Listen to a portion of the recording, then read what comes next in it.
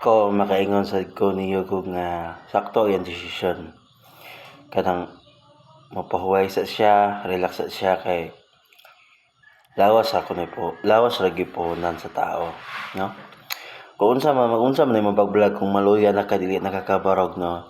Dis na to siya kon mga ka-idol mapugos nya daghan ta sig post nga Kuya Yugog balik na kay kanang aghanag gimingaw sa imuha sa ibang mga tabang dol sabton sa nato ang kuan ni Yugog.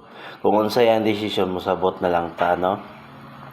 Kay sa tinuod lang kapoy kay mangita og asa ka unsay imong i-post imong video, unsay imong i-vlog dira. Lawas ra gipuhunan sakto gid ang ingon ni Idol Yugog nga lawas ra gipuhunan, no? Nga iya sa kuan nga unahon sa niya kagalingon dili lang sa pag-vlog kundi focus lang sa sayang kagalingon ug uban siyang anak, no? Mao gid ang makadulong sinabtanay lang.